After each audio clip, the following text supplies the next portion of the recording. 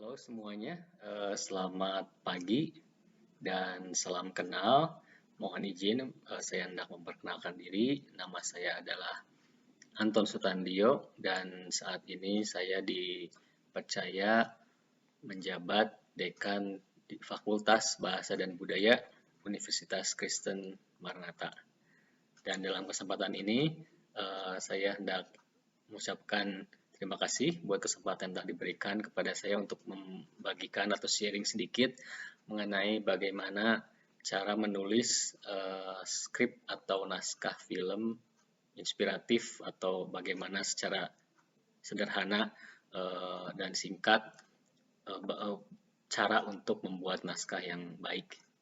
Baik, sebelum mulai mungkin saya akan sedikit memperkenalkan dulu program studi yang ada di fakultas kami. Jadi kita akan saksikan video pendek dari fakultas kami. Selamat menikmati.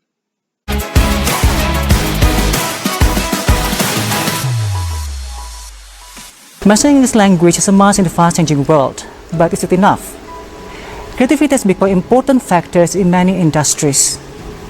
We're expected to put our knowledge that we learn into action and creation. That's why our department believes that besides mastering English language, literature, culture, linguistics, and teaching, our students should be given more creative practices by setting their learning environments and giving them chances to have internship that enable them to be creative, adaptive, and ready to work. Maranatha 大学日本文学科ではアニメ分析、映画分析を中心に日本の文化と社会を学ぶことができます。日本語の授業ではビジネスで使用する日本語能力をしっかり身につけるまで学んでいきます。その他マラナタシアターで日本語のドラマを上演したり日本食文化の体験もできます。さらに日本の大学に留学するチャンスもあります。马拉纳大基督教大学汉语专科建立于2011年。随着全球化的发展，马大汉语专科提供了3个教育方向，就是旅游汉语方向、商务汉语方向以及汉语教学方向。我们与河北师范大学进行了3+1合作项目。从马大毕业以后，可以在1年的时间继续在河北师范大学读本科。我们也与广西制业技术学院进行了1个学期的合作项目，就是学生们可以在广西制业技术学院攻读1个学期的旅游汉语方向。我们希望学生们到中国以后可以提高他们的汉语水平，了解现在的中国。除此之外，我们也开办了中国书法课、中国烹饪课，让学生们更深入地了解中国文化。欢迎大家加入马大汉语专科。汉语是世界语言之一，学习汉语是走向世界的钥匙。马大中文系是培养汉语言文化高级人才，以语言、文化和翻译为3大内容。作为印尼和中国的文化桥梁，促进2国人民的交流与合作。欢迎大家加入马大中文系，我们一起打造未来，实现梦想。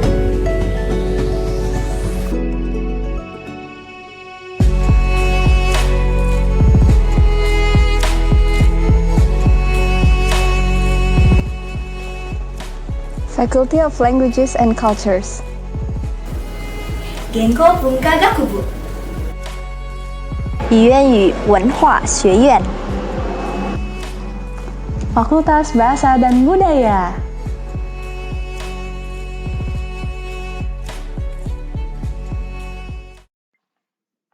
Ya, demikian adalah profil dari 4 program studi yang ada di fakultas kami, yaitu Sastra Inggris, Sastra Jepang, Sastra China, dan D3 Bahasa Mandarin.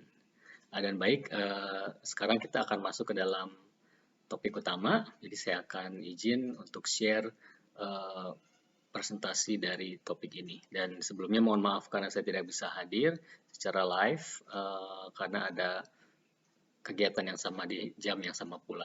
Baik, mari kita mulai dengan presentasinya. Menulis sebuah naskah film bukanlah sesuatu yang mudah ya, tetapi juga bukan sesuatu yang tidak mungkin dilakukan. Dan bagi kita yang masih amatir, maka ada baiknya kita melihat dulu seperti apa sebetulnya proses sederhana dalam pembuatan sebuah naskah film. Nah, ini adalah langkah-langkah awal sebagai pemula. Yang pertama kita harus lakukan adalah sejauh yang saya tahu bahwa Anda semua sudah mendapatkan sebetulnya ceritanya seperti apa. Jadi setidaknya itu adalah satu bagian besar yang tidak perlu lagi dipikirkan karena cerita sudah ada gitu ya.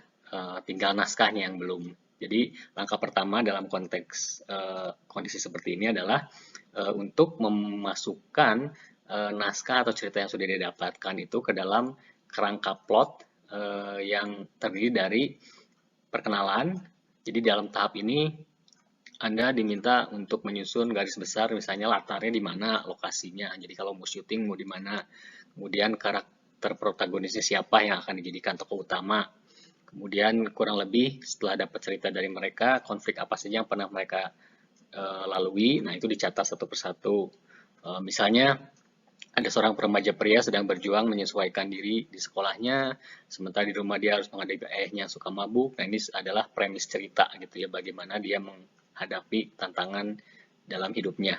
Kemudian setelah bagian pertama perkenalan karakter, bagian plot kedua adalah inciting incident. Jadi disebutnya ini rising action gitu ya. Atau ketika plot itu mulai menanjak, konfliknya makin mulai membesar.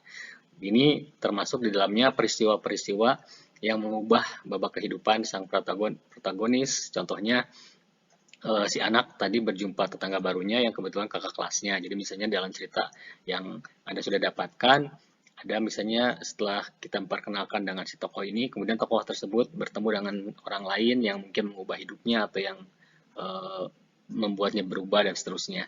Kemudian yang plot paling puncak itu misalnya konflik, sebelum puncak ya konflik muncul pada tahap ini, maka pengembangan karakter tokoh utama ini dijelaskan hubungannya seperti apa dengan orang lain di sekitarnya. Misalnya dari cerita yang awal, kedua anak tersebut menjadi akrab karena sering bergaul di rumah, kemudian tumbuhlah benih persahabatan di antara mereka. Jadi di sini selain konflik juga dijelaskan mengenai relasi-relasi yang dimiliki oleh sang tokoh utama yang kita bahas. Dan tentu saja setiap naskah yang baik harus memiliki klimaks. Ini adalah titik tertinggi atau kalau dalam novel atau drama itu biasanya klimaks itu adalah ketika sang tokoh utama mengalami perubahan atau mengalami suatu kejadian yang membuat hidupnya berubah, apakah lebih baik atau lebih buruk gitu ya. Jadi titik itulah yang disebut dengan klimaks. Dan dari cerita yang Anda sudah dapatkan dari teman-teman mungkin bisa dicari kurang lebih event apa nih, kejadian apa yang menjadi klimaks dari kehidupan dia yang inspiratif, dan itu adalah masukkan ke dalam bagian klimaks. Kemudian E dan F, konflik meredakan penyelesaian ini biasanya singkat ya, jadi tidak terlalu panjang. Yang panjang itu biasanya ketika konflik mulai, itu paling panjang. Jadi dalam menyusun naskah jangan dibuat secara simetris gitu ya, durasinya sama persis, tidak perlu seperti itu. Sebetulnya yang penting itu adalah konflik awal gitu. Jadi ketika si tokoh utama itu mengalami berbagai hal yang sulit, bagaimana cara dia mengatasinya, dan kemudian akhirnya dia berhasil. Nah setelah berhasil itu biasanya penyelesaian dan konflik meredanya itu akan sangat singkat gitu ya. Apalagi ini kisah pendek, film pendek, maka mungkin hanya 1 menit atau 2 menit gitu ya, bahkan kurang menceritakan apa yang terjadi setelahnya. Jadi yang penting itu sebelumnya, kemudian klimaks, dan setelahnya itu tidak terlalu panjang. Jadi setelah Anda semua menyusun konflik atau cerita ikut masuk ke dalam kerangka plot, nah baru dari situ nanti kita bisa mulai membuat narasi apa yang harus disampaikan atau apa yang harus direkam dari sudut pandang mana. Nah, itu semuanya berkaitan dengan teknis sinematografi pembuatan film ya. Itu berbeda lagi, tapi di sini kita fokus pada naskah. Jadi itu yang langkah pertama. Kemudian langkah kedua, mungkin sebagai referensi dibutuhkan juga Anda memiliki pengetahuan atau reference dari film-film pendek yang inspiratif. Jadi silakan tonton, bisa diadopsi, misalnya cara penempatan kameranya, pemilihan setting, karakter, musik, alur cerita itu mungkin bisa mengadopsi dengan menggunakan cerita yang kita miliki gitu ya, supaya hasilnya mirip.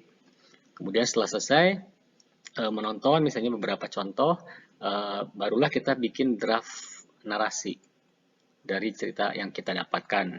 Dan dialognya sebisa mungkin itu ringkas dan padat, apalagi ini film pendek, jadi jangan bertele-tele.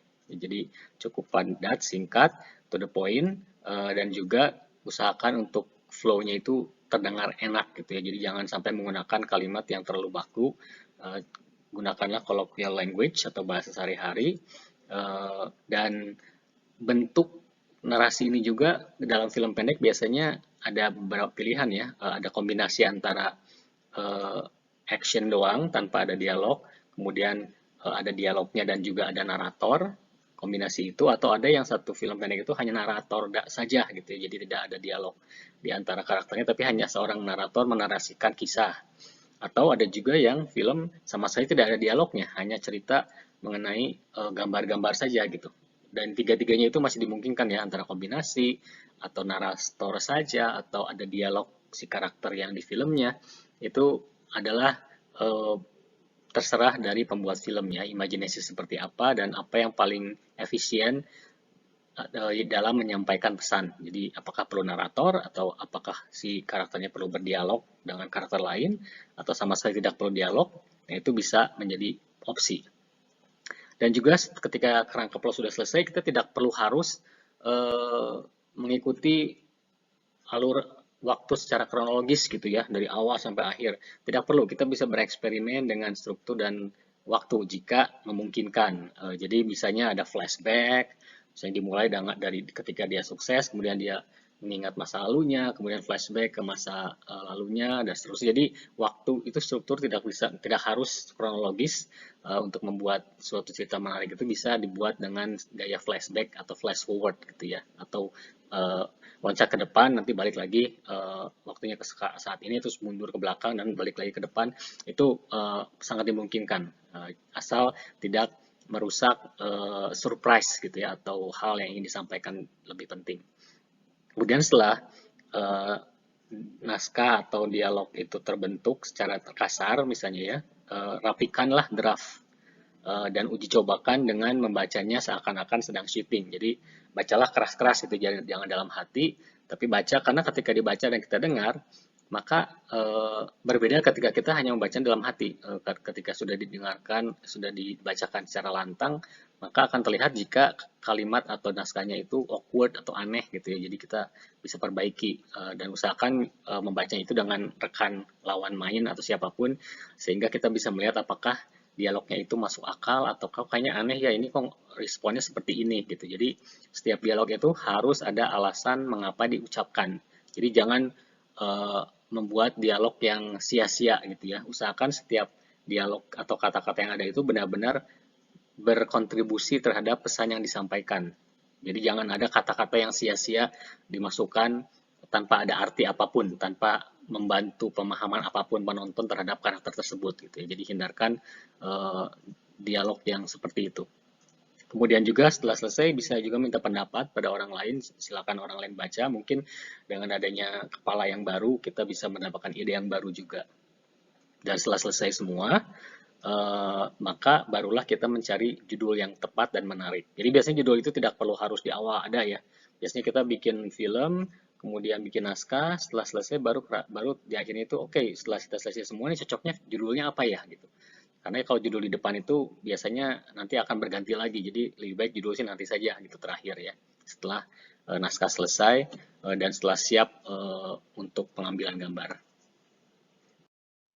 Dan tentu saja di dalam pendahuluan nanti, di konflik awal, biasanya pasti penonton akan disuguhkan atau disuguhkan karakter utamanya siapa gitu. Jadi ini adalah tokoh penggerak utama cerita. Dan untuk menjalin suatu emosi atau ikatan antara penonton dan karakter utama, maka di dalam naskah itu kita perlu membuat list mengenai siapa sih orang ini, apa sih pekerjaannya, bagaimana sifatnya, kemudian apakah dia punya keluarga, apakah dia single, apakah dia sakit atau sehat atau apapun. Nah, itu semuanya itu ada di dalam perkenalan di awal. Tidak harus tumpuk semua, tapi sejalan dengan berjalannya film, maka beberapa info-info baru terkait karakter tersebut bisa ditambahkan. Jadi list ini terus berkembang, tapi intinya untuk membuat penonton itu terikat atau memiliki informasi atau ikatan dengan si karakter. Oh, ternyata orang ini tuh mirip sama papa saya misalnya, atau mirip sama adik saya yang seperti itu. Jadi ketika penonton bisa mengaitkan atau berhubungan dengan karakter ini karena dia mengingat seorang lain, maka itu sudah membantu kita lebih mudah untuk memainkan emosi penonton ya. Karena kita sudah ada attachment dengan karakter tersebut. Dan ketika sang karakter itu dikenalkan, maka tentu saja angka berikutnya kita harus memberikan tujuan terhadap karakter tersebut. Kalau sekarang ceritanya kan sudah ada nih ya. Nah, jadi ketika kalian atau Anda sudah mendapatkan kisah dari orang yang Anda interview, maka yang berikutnya adalah kita lihat sebetulnya ini si karakter ini tuh mau bergerak kemana nih. Jadi nggak mungkin dalam satu film karakter itu hanya diam saja, tidak ada inisiatif, tidak ada motivasi. Dia pasti dari titik A di awal film ke titik B di akhir film itu pasti memiliki tujuan. Jadi apa sih yang menjadi konflik bagi dia dan bagaimana dia cara mengatasinya dan akhirnya dia mencapai tujuannya. Jadi pada umumnya sang tokoh utama bergerak dari titik A di awal film ke titik B di akhir film yang menunjukkan perubahan atau proses yang dialaminya yang mungkin memberikan inspirasi kepada penonton. Kemudian juga cari dorongan-dorongan apa yang membuat si karakter ini bergerak. Misalnya ketika dia kisah seorang anak, misalnya orang tuanya jatuh miskin karena pandemik, ada yang meninggal, kemudian dia harus putus sekolah, kemudian dia harus berjualan atau harus berjuang keras untuk adik-adiknya. Nah, ini kan ada dorongan gitu ya. Jadi cari tahu kurang lebih apa yang mendorong si karakter utama ini untuk bergerak menuju perubahan yang dialaminya di akhir. Dan biasanya motivasi atau tujuan ini biasanya sesuatu yang sangat diinginkan atau memang sangat dibutuhkan. Seperti tadi kisahnya ya, misalnya seorang anak yang putus sekolah karena tidak bisa dibiayai oleh keluarganya lagi, dia pasti membutuhkan biaya untuk pengobatan orang tuanya, untuk sekolah adiknya. Jadi itu menjadi satu sumber inspirasi yang akan membuat emosional penonton bergelora gitu ya. Dan itu biasanya yang menarik untuk bisa dimasukkan ke dalam naskah. Jadi apa tujuannya dan apa yang mendorong karakter utama tersebut melakukan apa yang dilakukannya. Dan cara dalam mencapai tujuan tersebut sebetulnya adalah inti dari cerita. Jadi kalau tadi cerita dari A sampai ke B ada klimaks, maka perjalanan ke klimaks itu sangat panjang. Nah, itu adalah semuanya terkait dengan bagaimana si karakter ini mencoba lagi, gagal mencoba lagi menghadapi berbagai konflik, kemudian dia mengatasi konflik, ketemu konflik lain. Nah, itu semuanya adalah inti cerita. Jadi kisah-kisah inspiratif itu kalau kita cuma lihat belakangnya doang, oh dia sudah berhasil, maka tidak akan ada emosi yang bermain. Tetapi ketika kita tahu bagaimana berat perjalanan atau perjuangan si karakter utama untuk mencapai tujuannya, nah itulah si blok besar itulah yang membuat penonton itu bisa terikat secara emosi dengan si karakter utama dan mungkin akan memberikan inspirasi kepada penonton. Jadi intinya adalah cara mencapai tujuan tersebut, konflik-konflik apa saja. Jadi tolong bisa Anda nanti data apa yang dialami. Nah, itu adalah harus menjadi big chunk ya, atau bagian besar dari film Anda, yaitu bagian ketika si karakter tersebut berjuang. Kemudian cara atau jalan yang dipilih karakter adalah rencana yang dapat dipecah menjadi beberapa langkah atau prosedur kegiatan. Misalnya ada list dari bagaimana cerita atau cara seperti apa saja yang dilakukan, kemudian langkah-langkah apa saja yang dia telah jalani, kemudian hambatan apa yang sudah dia alami, dan kemudian bagaimana cara mengatasinya. Itu semuanya dikumpulkan data-datanya, nanti kemudian disusun bagaimana cara mengelolanya, apakah perlu dinarasikan atau tidak, dan kemudian tentu saja cara syuting dan penempatan kamera sebagainya itu juga sangat penting untuk bisa memainkan emosi penonton. Nah, terkait dengan konflik yang tadi saya sebutkan merupakan bagian besar atau bagian utama dari sebuah cerita apapun itu, konflik adalah halangan yang hadir di sepanjang perjalanan mencapai tujuan yang dilalui karakter. Misalnya, langkah mana yang terhalangi ketika dia misalnya mau cari pekerjaan tapi ternyata nggak punya ijazah misalnya. Terus apa bentuk halangannya? Apakah mungkin udara, cuaca, atau tidak punya kendaraan atau apapun. Kemudian kenapa halangan tersebut muncul. Nah, setelah kita ini dilengkapi, maka jadilah premis dasar cerita gitu ya. Dan kalau kita ambil contoh misalnya dalam filmnya Ernest Prakasa, Imperfect, kisah seorang gadis, tokoh utamanya Rara ya, gadis pintar, pekerja keras, berarti mulia, tapi tidak percaya diri dengan penampilan fisiknya. Jadi tujuan dia hidup itu saat-saat awal-awal itu ingin memiliki kepercayaan diri dan kenyamanan diri dengan cara merubah penampilan fisiknya. Tapi ternyata banyak sekali hambatan yang dilaluinya untuk mencapai tujuannya, dan bahkan ketika dia sudah melalui perubahan, ternyata perubahan fisik itu membuat dia menjadi orang yang berbeda, dan itu merupakan konflik baru lagi gitu. Jadi itu adalah bagian utama dari sebuah kisah ya, dalam kasus ini kisah Imperfect. Nah, setelah kita membahas konflik dan kemudian apa sih titik yang klimaks gitu yang membuat perubahan drastis dari karakter tersebut sehingga mendapatkan apa yang diinginkannya atau berubah secara mental atau apapun itu, maka di akhir cerita itu kita telah membuat ini cerita. Jadi setelah selesai dari konflik klimaks, maka itulah premis ceritanya. Jadi karakter utama ada, tujuan karakter ada, cara yang dipilih untuk mengejar tujuan itu sudah ada, hambatannya apa saja. Nah, itu semuanya adalah premis, dan akhir ceritanya itu biasanya ada 2 atau 3 opsi ya. Apakah si karakter itu mencapai tujuan, atau apakah karakter itu tidak mencapai tujuan, atau apakah karakter itu tidak bergerak kemana-mana, atau balik lagi ke awal kondisinya gitu ya. Jadi tapi secara umum sih 2 ya.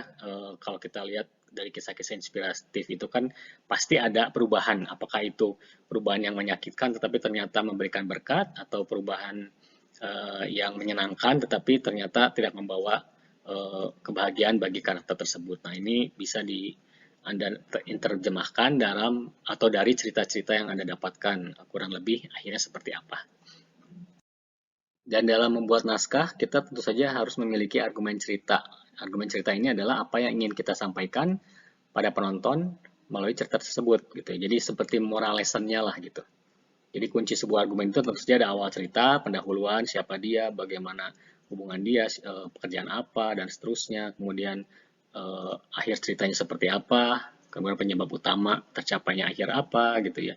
Dan kata lain, ini adalah pesan yang ingin disampaikan oleh film. Jadi jangan sampai ketika itu sudah membuat sebuah naskah yang baik, tetapi ternyata kita miss dengan pesannya gitu ya. Jadi pesan itu ternyata nggak kesampaiin gitu. Jadi misalnya anggaplah ada beberapa konflik, tapi ternyata ada konflik yang ternyata kalau kita lihat lagi tidak terlalu nyambung dengan tujuan utama karakter. Nah, mungkin konflik itu nggak usah difilmin gitu. Jadi udah aja di skip gitu ya, atau tidak usah dimasukkan ke dalam cerita. Jadi pastikan semua konflik yang dimasukkan dalam cerita itu semuanya memiliki benang merah, yaitu tujuan akhir dari karakter tersebut.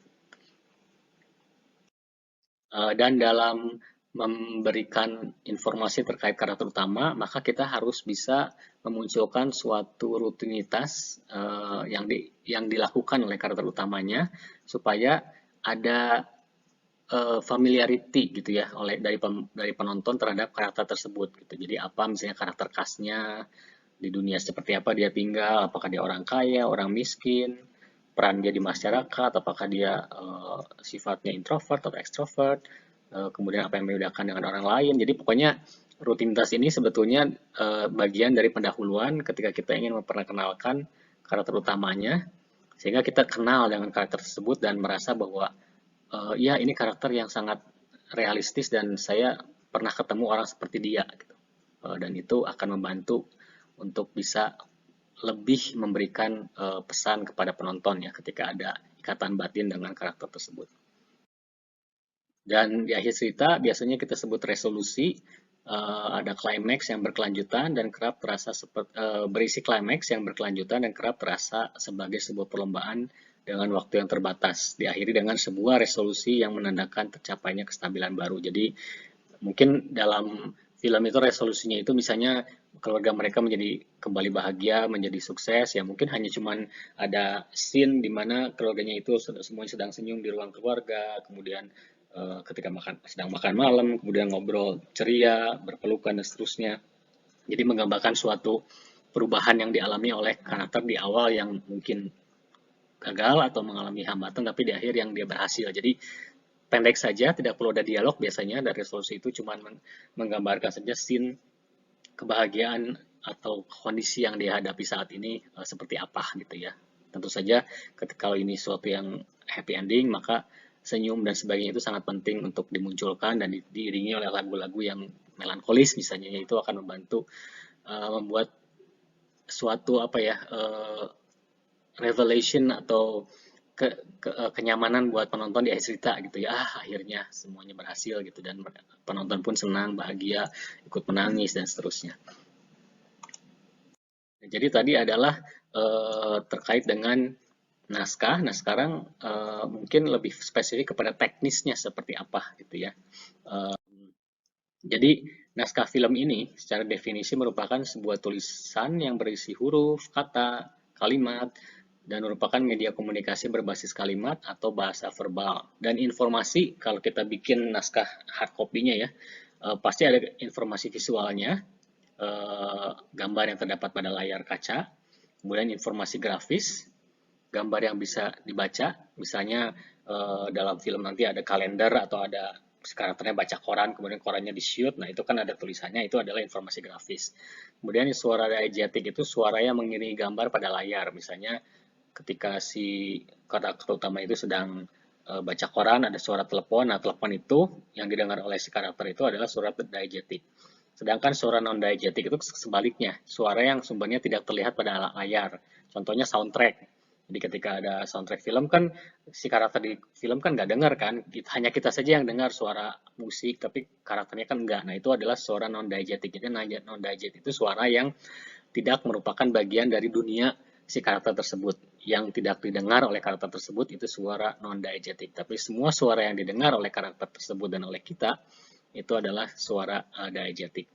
Dan pengolahan suara dalam sebuah pembuatan film ini, adalah suatu hal yang cukup penting. Jadi jangan lupa ketika syuting, pastikan audio itu baik gitu ya. Apakah syuting di luar, maka apakah kita mau live recording, jadi kalau bisa mic itu harus nempel atau menggunakan boomer ya di atas mic-nya, atau mau diisi suaranya gitu ya. Jadi hanya ngomong saja tapi suara aslinya nanti direkam di tempat lain. Meskipun kalau gitu biasanya ambience-nya tidak akan muncul gitu ya. Jadi biasanya ada juga orang yang ketika suara di luar itu sangat ribut, tidak jelas gitu ya, tapi tetap pengen punya ambience tersebut, maka caranya adalah pertama direkam suaranya bukan di tempat tersebut, misalnya di dalam ruangan, tapi untuk memberikan ambience luar ruangan, ya kita bisa saja taruh mic kita keluar, kemudian di alam gitu ya, play aja atau di record gitu ya, suara angin, suara burung, suara dan seterusnya. Kemudian kita nanti masukkan ke dalam film. Jadi seakan-akan latarnya itu ada ambience gitu. Jadi tidak terlalu hening, hanya suara orang berbicara saja. Jadi ada beberapa teknik untuk merekam suara. Dan ketika menulis naskah secara hard copy atau soft copy, maka kita membutuhkan satu standar khusus ya. Nah, dalam naskah film ini biasanya ada yang disebut scene heading. Misalnya ada tulisan X, contohnya XT ya, eksterior. Berarti syutingnya itu di luar ruangan, misalnya di sebuah kantor, misalnya pagi hari. Kemudian nomor scene-nya selalu ditulis di pojok kiri dan kanan atas pada awal scene. Jadi ini sudah standar penulisan kiri kanan atas pojok itu ada nomor scene berapa. Kemudian biasanya kemunculan pertama karakter itu menggunakan huruf besar, misalnya Ega 16 tahun dan Rino 17 tahun.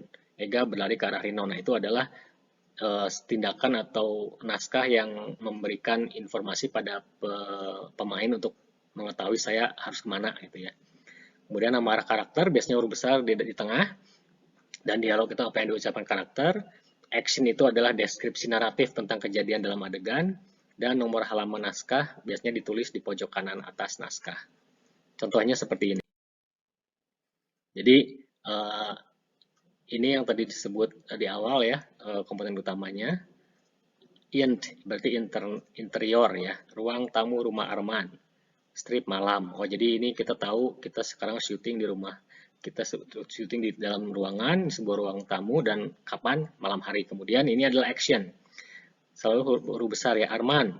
Kemudian dia seperti apa sih? Berpakaian casual, duduk diam termenung, dengan wajah muram, mau datang Luna. Jadi setiap kali ada orang itu biasanya huruf besar, istrinya dari ruang dalam sambil membawa segelas kopi yang diletakkan di meja. Luna memakai pakaian muslimah dan berjilbab, dia ikut duduk di sofa dekat Arman. Nah, kemudian ini memberikan informasi kepada director, kepada pemain untuk ngapain gitu ya. Jadi karena setiap tindakan itu pasti harus ada motivasinya, ngapain dia duduk di situ, apa yang sedang dilakukan.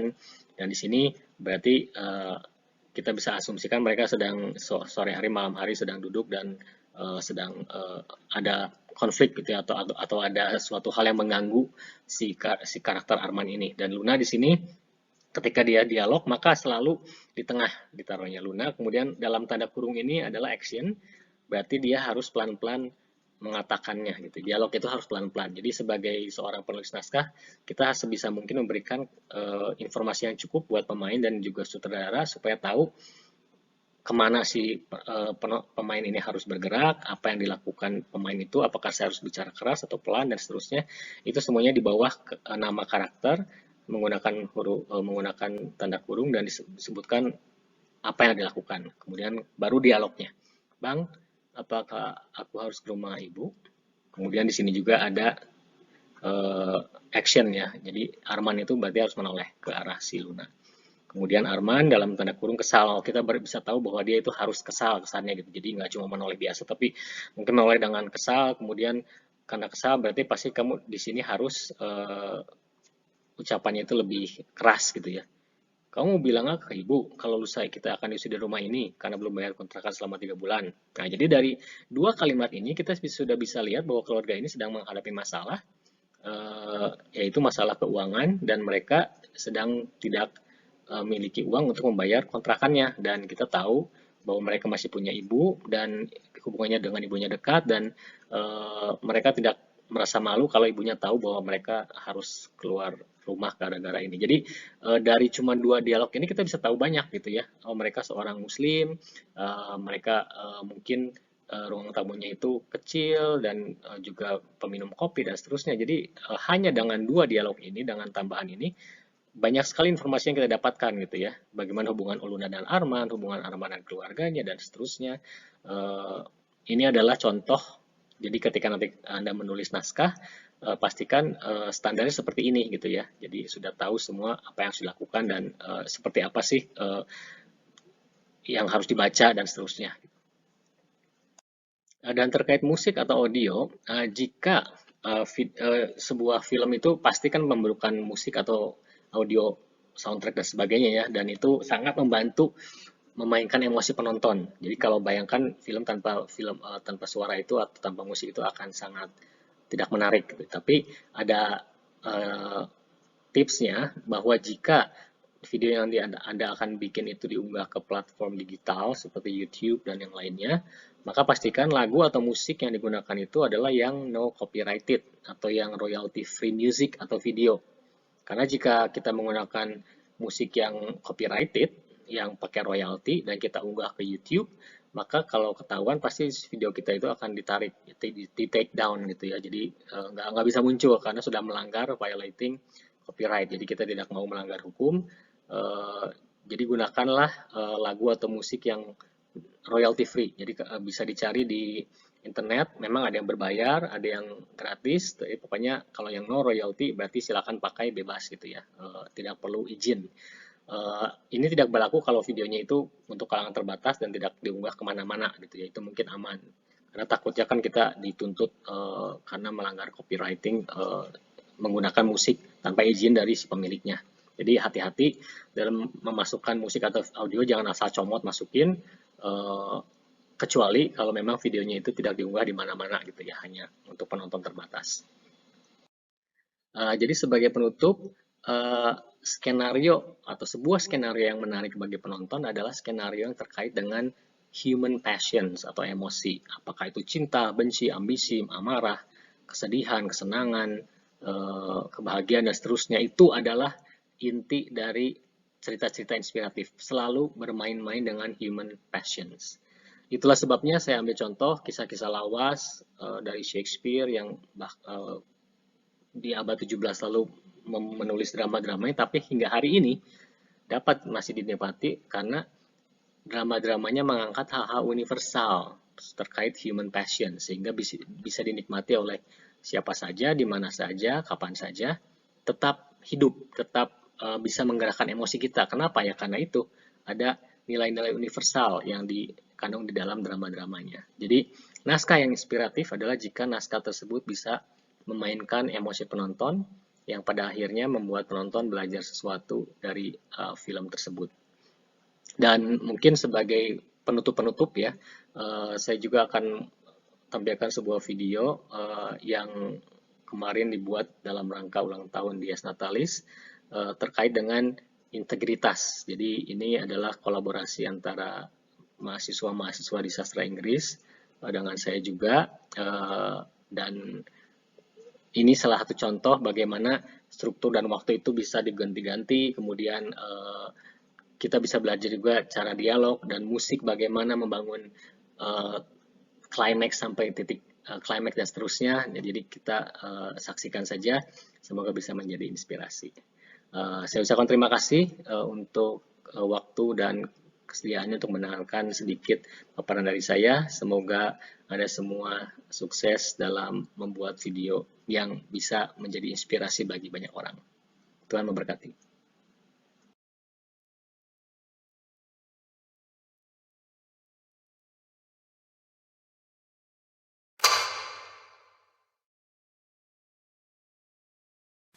Seorang guru bertanya kepada orang tua muridnya, "Ibu mau anak ibu lulus atau jujur?"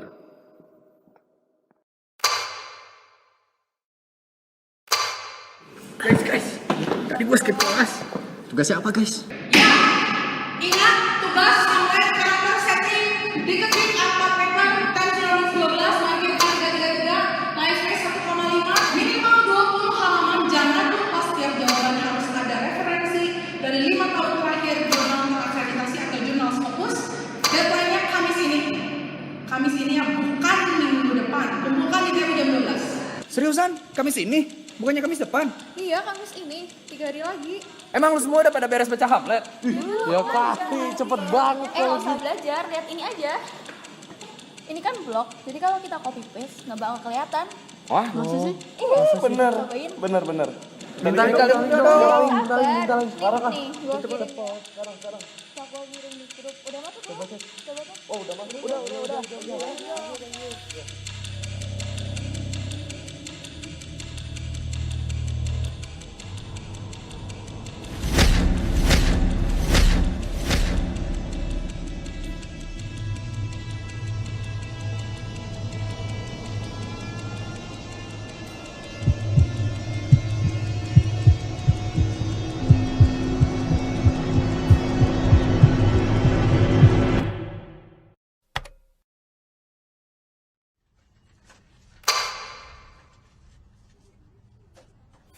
Ngumpulin tugas, masuk sini. Kamu kenapa? Kamu burung kayak gitu sih? Gak apa-apa kok, Bu. Ya, yang penting kamu udah berusaha ngumpulin tugas, nanti nilainya yang terbaik ya. Permisi ya, Bu. Iya.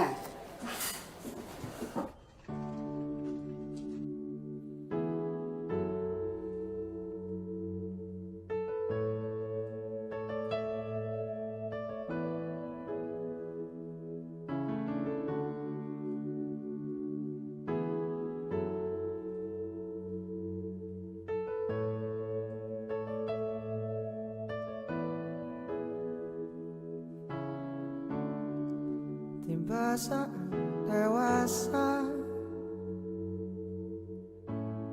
mulai memikirkan hal yang tidak biasa. biasa. Memang tidaklah mudah, takdir bisa saja berubah.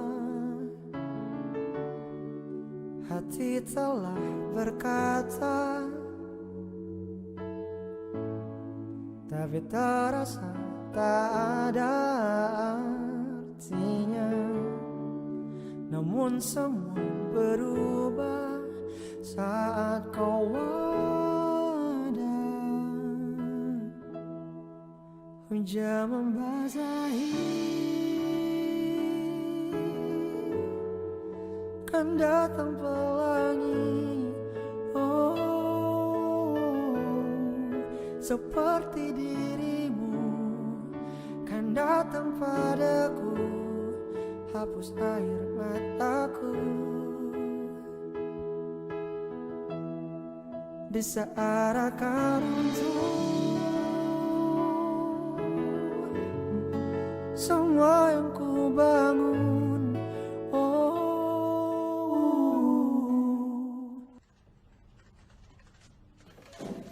Permisi, Pak.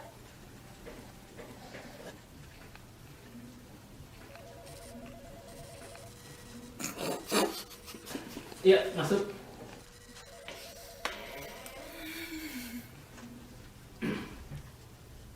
Oke, jadi jangan lupa minggu depan tugasnya dikumpulkan sebelum jam 1 di TU. Oke? Sekali lagi saya ulang sekali lagi, tugas minggu depan jam 1 ya di TU. Oke, sampai minggu depan.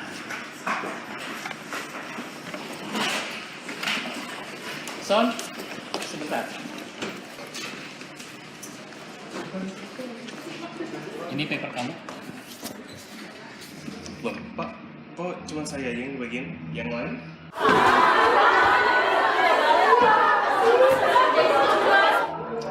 Kalau tulisan kamu lebih baik dari tulisan saya, ada kemungkinan itu plagiat.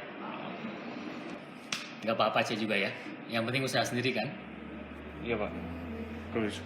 Wake up, they're calling you to leave your dreams.